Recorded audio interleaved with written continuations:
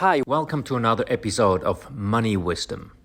I'm Rolf Dobelli, author of The Art of Thinking Clearly, which covers thinking errors. Let's talk about the problem with averages. Suppose you're on a bus with 49 other people. At the next stop, the heaviest person in India gets on. By how much has the average weight of the passengers increased? 4%, 5%, something like that.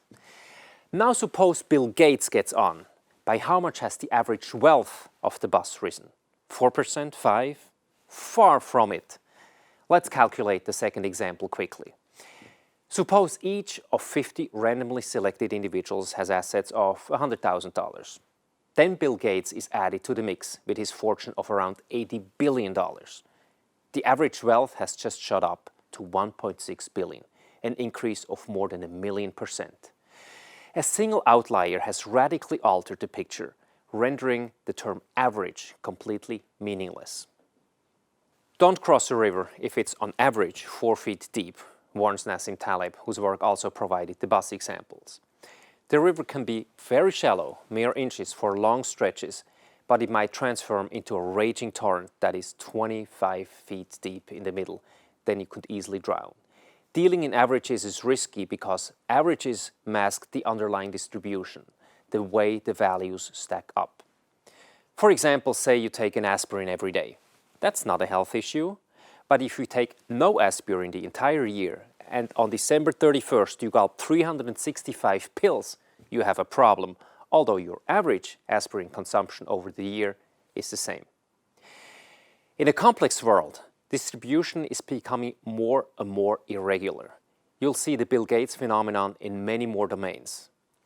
How many visits does an average website get? The answer is, there is no average website. A handful of sites, such as the New York Times, Facebook, or Google, garner the majority of visits, while countless other pages draw comparably few. What does this imply for the business of investing? Number one, if a mutual fund or a money manager presents an average yearly performance, look closer. Let's assume a fund has a 10% return per year over the last 10 years. If you find 9 yearly returns of around 1% each and one bombastic year with a performance of 91%, then the average is totally misleading.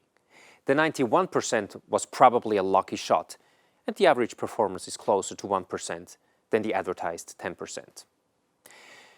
Number two, if you look at the stock market returns, there is in fact a long-term average. In case of India, it's approximately 16% per year. However, short-term returns may be in low single digits or even negative at times.